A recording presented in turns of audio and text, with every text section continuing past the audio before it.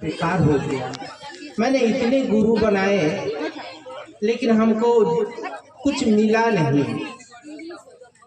तब उनके मन में एक श्लोक याद आया कि सभी गुरु कहते हैं शरीरधारी कि गुरु भगवान होते हैं। तो उन्होंने उल्टा सोचा, भगवान को ही गुरु क्यों ना बनाया जाए। गुरु अगर भगवान होते तो गुरु को ही भगवान क्यों ना बनाया जाए। उन्होंने भगवान अपने पिताजी से सुन के रखा था कि शिव को कहते हैं, महादेव को कहते हैं, और उन्होंने अविश्वास अश्रद्धा में भगवान शिव को गुरु बना लिया। उनको लगता था कि यहाँ पर भी कुछ मिलने वाला नहीं है, कि शिव तो शरीर में नहीं है, तो हमको दीक्षा देगा कौन, कान में मंत्र देगा कौन, कौन हमको ज्ञान देगा, यहाँ भी कुछ मिलने वाला नहीं है। लेकिन उन्होंने सोचा था कि गुरु अगर भगवान होते तो भगवान को गुरु क्यों न बनाया जाए। अब विश्वास अश्रद्धा में शिव को गुरु बनाया। और जो उनका बचपन से इच्छा था जानने के लिए ईश्वर को शक्तियों को जानने के लिए 8 साल के अंदर वह महागुरु महादेव उनके शर्तों के अनुसार उनको सिखा दिए। उनके शर्त क्या थे? 3 शर्त थे। जब शिव को गुरु बनाए थे 3 शर्त रखे थे कि वह महादेव अगर जो फोटो में दिखते हैं उस रूप में आकर हमको ज्ञान देंगे तो हम नहीं सीखेंगे। कि उस रूप में एक प्रेत आते थे उनके पास, महाप्रेत, और उनको कहते थे कि मैं शिव हूँ, और उनको तरह तरह के साधना योग पूजा पाठ जब तब सिखाते थे। 2.5 साल के बाद पता चला उनके आचरण से कि ये तो शिव का आचरण नहीं है, ये तो प्रेत का आचरण है। देखिएगा हम लोग भी किसी के साथ ज़्यादा दिन रह जाते हैं ना, कुछ दिन रह जाते तो उसके आचरण के बारे में हमको आपको खुद ब खुद पता चल जाता है। ठीक उसी तरह प्रेत के साथ रहे थे, उनको पता चल गया ये शिव नहीं प्रेत है, इसीलिए इसके रूप में अगर आप आकर हमको ज्ञान देंगे तो मैं आपसे कुछ नहीं सीखूंगा। दूसरा यह शर्त यह था, आप मानव के रूप में आकर हमको ज्ञान देंगे तो मैं नहीं सीखूंगा, क्योंकि मैंने अपने जीवन में 14-15 गुरु बनाए, धोखा ही खाया, कुछ मिला नहीं हमको। तीसरा शर्त यह था कि साधना पूजा पाठ योग तो बहुत किया लेकिन कुछ भी मिला नहीं हमको। अब नया मास्टर आ गए हैं, शिव गुरु हो गया है, अब वो जो सिखाएंगे वही काम करेंगे, ये सब मैं आज से कुछ नहीं करूँगा। नया मास्टर हो गए, शिव गुरु हो गए। 8 साल के अंदर दीदी जो वो चाहते थे उनके मन के अनुसार शिव गुरु ने सब सिखा दिए। और वही शिव गुरु आदेश दिए कि हरिंद्रानंद तुम जो करते हो वो दूसरों को बताओ। तो ये शिव गुरु चर्चा गुरु आदेशित कर्म है, ये कोई पूजा पाठ नहीं है। हम लोग फोटो लगा दिए, अगरबत्ती धूपकाठी, पूजा पाठ तो करते आए हैं, बहुत दिनों से हम लोग कर, ये पूजा पाठ से परे है। साहब कहते हैं कि आप महादेव की पूजा तो 40 साल से कर रहे हैं, 50 साल से कर रहे हैं, ओम नमः शिवाय का जप कर रहे हैं, और भी कोई महादेव का मंत्र कर रहे हैं, पढ़ रहे हैं, आप रुद्र अभिषेक कर रहे हैं। अगर 4 महीना शिव चर्चा कर लीजिएगा तो आपको ज़्यादा परिणाम दे देगा, ज़्यादा आपको फलदायी दे देगा शिव चर्चा। तो एक काम तो किया जाए, क्योंकि पूजा पाठ तो हम लोग देखा देखी करते हैं, कोई 5 गो नारियल चढ़ाया तो हम कंपटीशन करेंगे, मेरा ज़्यादा पारा में नाम होगा, हम 6 गो चढ़ाएंगे। ये देखा देखा भाव जगता नहीं है, उसका ईश्वर के प्रति महादेव के प्रति प्रेम जो होता है वो जगता नहीं है। यार खेला तो सारा भाव का है, सारा खेल भाव का। और शिव चर्चा जब आप करते हैं आप खुद समझते हैं और समूह को भी समझाते हैं कि यह आपका अंदर का भाव जगता है आपके गुरु के प्रति। इसीलिए साहब कहते हैं पहला सूत्र में उनको अपना बनाइए। हे शिव आप मेरे गुरु हो, आप किसके हो हम नहीं जानते हैं, आप मेरे गुरु हो, मैं आपका हूँ। पहला कली देखिए, हे शिव आप मेरे गुरु हो, मेरा हो। दूसरा कली में आ जा रहा, मैं आपका हूँ, मुझ पर दया करिए। जब ये लगता है कि मेरा है, मेरा जो जिनिस जो भी चीज होता है उसके प्रति हम परवाह करते हैं, उसके प्रति अपनापन होता है। मेरा घर परवाह है, मेरा संपत्ति परवाह है, मेरा कपड़ा, मेरा बेटा, मेरा पति, सबके लिए परवाह करते हैं। मेरा है यहाँ तक कि मेरा जूता, अभी एक दीदी को देखे कि जूता के ऊपर ही बैठे हुए हैं, चप्पल को ऐसे पकड़ के कोई लेके नहीं भाग जाए।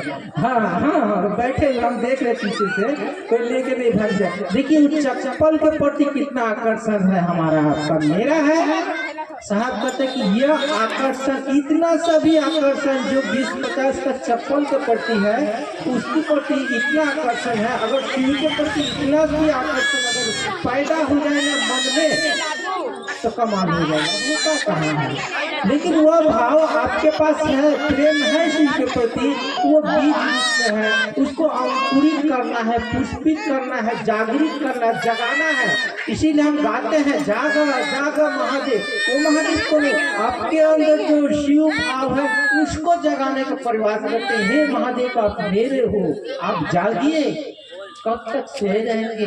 हम आप एक ऐसा इंसान, एक ऐसा व्यक्ति है जो ईश्वर को प्राप्त कर सकता है, उस परमात्मा को प्राप्त कर सकता है। इसके लिए हमको विवेक दिया गया है, हमको आपको समझ दिया गया है कि आपके अंदर वो चीज है, आप ईश्वर को छू सकते हैं, उसको महसूस करते हैं, उसको अनुभव कर सकते हैं। बस सिर्फ एक अच्छी गुरु की तलाश करिए, अच्छी गुरु के सानिध्य में रहिए, और शिव से बड़ा गुरु तो कोई हो ही नहीं सकता।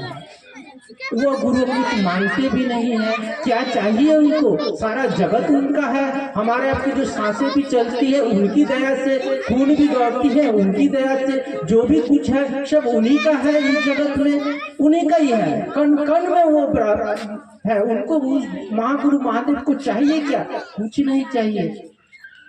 बस जो कहा है उस पे अगर हम आप खड़े होते हैं तो ये जीवन तो आपका धन्य होगा ही होगा, बाद वाला जीवन भी आपका धन्य हो जाएगा।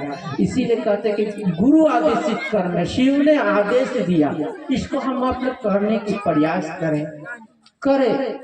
क्या करना है, दया मांगना है, नमः शिवाय से रोज प्रणाम करना है, और यही काम अपने घर वाला से शुरू करें।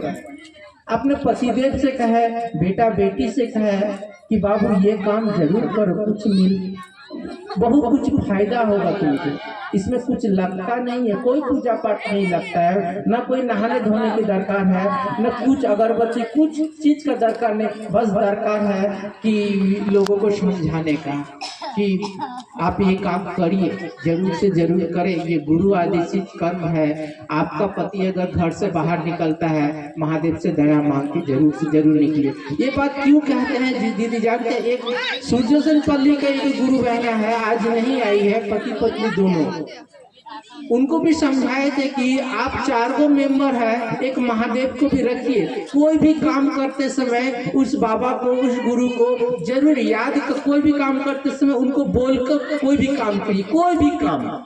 जैसे बुजुर्ग लोगों को हम नहीं कहते हैं मम्मी हम बाजार जा रहे हैं, बाबूजी हम चंडीदास बाजार जा रहे हैं, ये स्कूल छोड़ने जा रहा है, तो इस तरह महादेव को बोल करके जाइए। तो आपको उनको घर के गार्जियन बनाइए, कुछ लगता नहीं है इसमें, समझ लिए वो भी मेरे पूरे बाबा है, बुढ़ऊ है वो।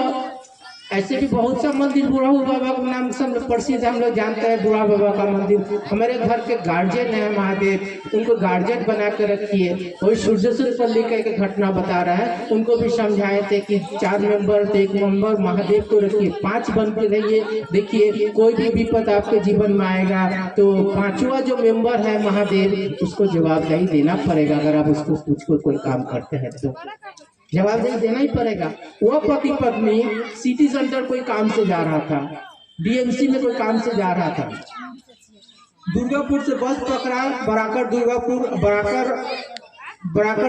का बड़ा बस पकड़ा, पति पत्नी बैठ, जब घर से निकला महादेव को बोल कर गया कि महादेव आप भी मेरे साथ चलिए। देखिए भाव, आप भी मेरे साथ चलिए। वो हो गया कितना, 3 व्यक्ति हो गया। और देखिए उस बस में इतना भीड़ था, डीपीएल का वहाँ पर उस बस में बहुत ज्यादा भीड़ था। एक लड़की 18 साल की उस गुरु बहना के बगल में बैठी थी, गपिया से बातचीत करते करते जा रही है। उनका पति ड्राइवर के सामने सीट का बगल में बैठा हुआ, और डीपीएल के सामने आकर एक डंपर में, आप लोग सुने भी होंगे, पेपर ऊपर में सब दिया था, धक्का लगा। और जब धक्का लगा तो बस में कोई ऐसा आदमी नहीं था जिसका हाथ पैर नहीं टूटा। और जो गुरु बहना का बगल में गुरु बहना इधर का सीट में बैठी थी और लेडीज इधर का सीट में बैठी थी लड़की तो वो छिटक के कम से कम उस मार्ट का तक गिर गया, वहीं स्पॉट डेट हो गया। 18 साल का लड़की स्पॉट डेट हो गया, सबका हाथ पैर टूटा। लेकिन उस गुरु बहना का एक खरोच भी नहीं आया। दुर्गापुर की घटना है, खरोच भी नहीं आया, ना ही उनके पति को आया। सबको कुछ न कुछ हुआ। क्यों नहीं हुआ? महादेव को साथ में लेकर के गए थे। महादेव अपना शिष्य का दायित्व लेते हैं। जो चेला होगा, जो शिष्य होगा, उनका दायित्व लेगा, भगवान नहीं लेगा। भगवान नहीं लेगा। भगवान आपको कर्म फल लिख करके पठा दिए हैं, जैसा करोगे बाबू तुमको ऐसा तो भरना ही पड़ेगा। सब शिव का है, पशु भी शिव का है, दानव भी शिव का है, मानव भी शिव का है, हर जीव शिव का है। वो किसको किसको देखेगा, उसको कर्म फल में बांध के रख दिया है, बंधनों में बांध के रख दिया है, कर्म फल के बंधनों में। वो किसको किसको देखेगा। इसीलिए गुरु अपने शिष्य का दायित्व लेते हैं। गुरु आपको वही ईश्वर से जोड़ते हैं। आपके धीरे धीरे धीरे धीरे करके नेगेटिव को हटा देगा। देखिएगा, कुम्हार को भी गुरु ही कहा गया है। अब कुंभ शिष्य होता है, गरी गरी खाटे को और भीतर हाथ दे, बाहरी से मारे चोट। कबीरदास जी का एक दोहा है, गरी गरी काटे खोर, अंदर हाथ दे, बाहर से मारे चोट। कुम्हार को कहा गया, अंदर हाथ दिया रहता है और बाहर से देखिएगा चोट मारते रहता है।